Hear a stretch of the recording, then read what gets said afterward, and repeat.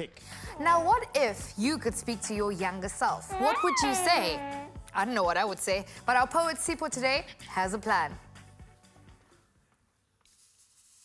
What if we could fold the space-time continuum? And what if we could rewind the sun? What if you and I each got one try? And what if we could manipulate the hands of time? What would you do? I imagine that I would traverse a decade back to 2005 in search for a younger version of me. And when I find that tin with eyes that echo of sunrise and horizons on his tongue, I would tell him this. I would say, you are young, but your spirit is old. Your hands, fickle as they are, will forever be trying to learn how to hold. You will often fail. You will let hearts seep through the cracks in your hands. But learn the names of the stars. Name one of them after yourself, because that's exactly what you are. And when 15-year-old Sipho looks at me with eyes as blank as a canvas, waiting for me to fill him in on the bigger picture, I will tell him this.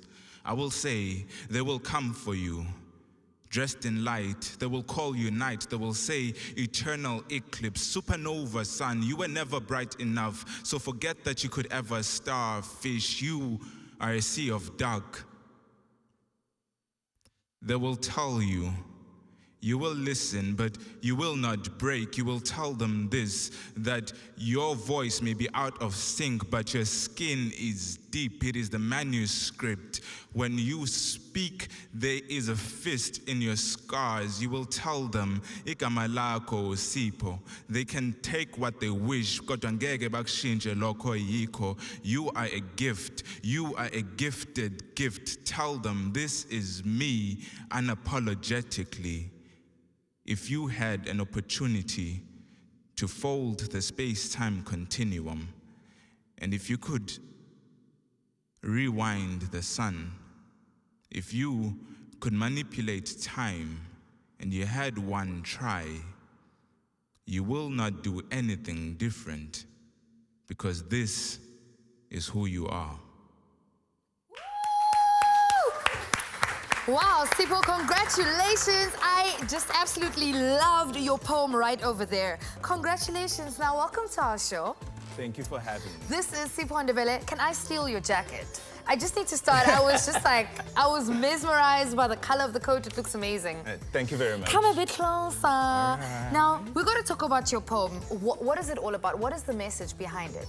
Well, the idea behind the poem was that, you know, if I could go back in time, knowing what I know now, which was, I started writing poetry in 2005, and with the art form comes a lot of things that you don't really expect, especially by being in front of people, and you know, you get a lot of following, you get drawn into a lot of things that can change you. Okay. So the idea was to go back in time and speak to a younger version of myself, and in doing that, I discovered that there isn't much that I would change between then and now.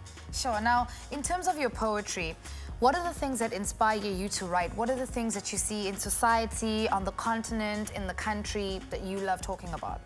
Well, personally, I choose to broaden my scope of writing. So I write basically on almost anything you can think of, because it's life, you know. So I share my personal experiences, and I share the experiences of those that I've seen, things that I read up about, whatever is current, whatever is important to the people at large. I feel that as a poet, you are a mouthpiece for the community at large, rather than just for yourself. And so what I try to do is try to be a voice for those who are voiceless. Now, are there ever times where you feel as, okay, cool, I need to censor this a bit, or they can't handle it, or it's a bit too deep? What do you do in those moments? Well, it's a constant struggle. It's honestly a constant struggle. It's a matter of art versus aesthetics, in that I've seen a lot of poets get on stage and people are like, oh, that was deep. But at the end of it, you know, nobody knew exactly what the poet was talking about. But because I feel I need to be a mouthpiece for people, I try to keep, first of all, the words that I use as simple as possible. And secondly, the ideas that I bring across need to be as reflective as possible. So if I need to edit the poem, I will go back and I will cut lines out of the poem. If I need to add lines to the poem, I will add lines to the poem. Now, what would you like to say to other poets out there? They're like, wow, Sipho, I'm so inspired by you, younger poets. What words of inspiration would you give them? Well, I'll basically say that if you're a poet and this is what you want to do, go for it. There isn't much of an industry right now, but I'm doing this for a living. Yeah. And so if you push hard enough and you have enough drive and enough passion, you'll definitely get to the top. You won't always be the best poet out, and that's the beauty of poetry. You're not always in it to be the best. You just need to do your personal best, and you will grow with time. At some point, you will reach the peak. Sure. You know what, Sipho, thank you so much for coming through. Thank you so much for being a part of, you know, Hectic 99 today and sharing all of your lovely poetry with us. Well, guys, right about now, if you want to get into that body, I'm on that winter bikini body, you need a Nomsa in your life. Let's go running with a Nomsa.